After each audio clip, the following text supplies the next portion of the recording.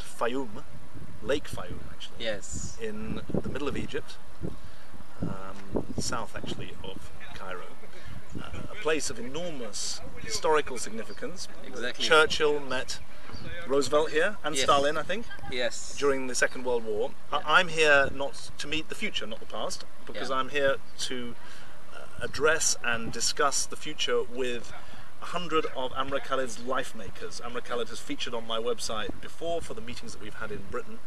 Today, as on many weekends in Egypt, he is training 100 life makers to go and teach literacy, to tackle drug abuse around Egypt. Tell us a bit about the life makers program. Actually, we said after the revolution in Egypt, what can we do for the people? And we thinking in the future. So we said we have 3 problems or 3 dreams to change the situation of the education in Egypt, to change the situation of the microfinance project in Egypt, to change the situation, unfortunately, of the drugs, because after the revolution, a lot of drugs came to Egypt to start how can we protect our youth, especially in the universities and the schools. So we have 3 projects now working in it on Egypt. We're working with Vodafone for a huge project for the illiterate people. How can we make them right? And there are what, 20 million illiterate people in Egypt? Yes, unfortunately we're talking about this number. And the first year we are going for 100,000 illiterate people to write, and second year 3 million. Fantastic. So we have 30,000 youth of life makers ready to work in this project, and we started to put them in camps to give them the training courses how to deal with the illiterate people, how to get the curriculum to start to give them. So we here in one of these camps 4 days. I'm with them the whole days. Last week 5,000 boys and girls went to Alexandria for a camp, and here is this camp for the A-class people to give them with all life makers working together. I mean, it's been amazing talking to them.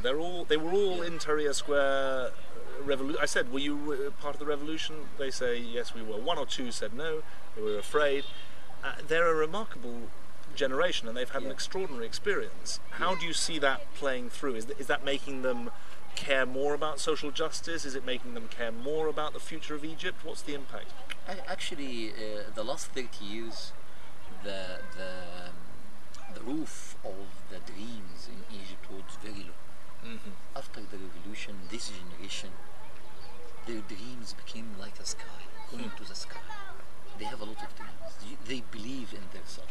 They want to do something. They are not selfish. They don't want to live to their self. They want to do something for the community. They believe that they can do it.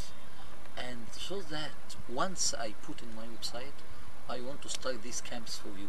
30,000. I'm serious. In 1 week. 30,000 full the applications. Subscribers, Yeah. We want applicants, to share you. So you think, and they haven't found a place for their politics. It's obvious talking to them. They don't yet think any of the political parties are quite their cup of tea. They're still, they've gone back to their universities, they've gone back to their work. They don't quite yet know how they're going to fulfill their interest in politics. Not yet, some of them, but most of these youth you met, David, today, think in the civil society. Yeah.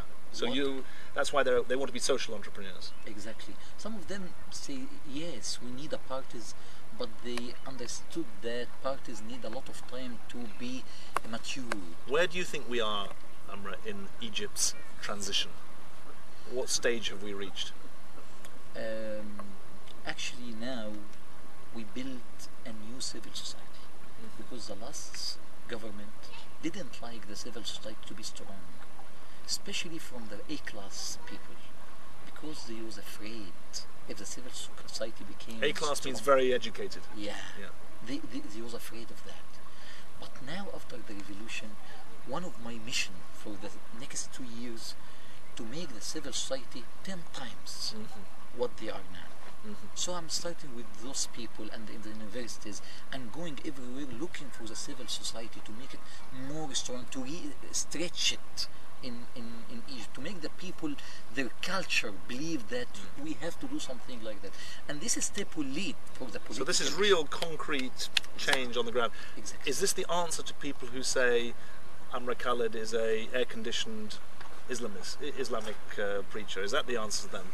Yes, they tease you by saying you're the air conditioner and we're in a very nice place here, but yeah, this is a very concrete answer, that Amr Khalid is build a civil society, and faith can motivate people to build this. So faith for development, not faith for faith, because faith for faith maybe can lead to extremism. But faith to build, because it's part of our roots, the genes of this area of the world, that the language of the people is faith. But where the faith will lead, can we open a channel for this faith? For this faith, and you let them and they choose for themselves. Some of them wear hijab, some of them don't. Some of them are very and some of them pious, Muslims, some of them Christians. Yeah. Some of them think that religion is very important. Some of them think with us here, no, religion is not important, but I want to build with you because you are honest. The credibility of Amr Khalid makes some people not religious at all, but we want to build. Well, look, it has been an absolute privilege to be here. If these people are the future of Egypt, then the future is bright. I'm so happy that you come to here. We are about 1.5 hours far from Egypt, from Cairo. You can say, okay, Amr Khalid, can you please come to meet me in Cairo? And I will say, okay, I will come to meet you in Cairo. But you insisted to come. So they are so happy that David Miliband came to meet them in outside Cairo. So thank you. Thank you very much. Thank really, you. thanks. Thank All you. right, take care.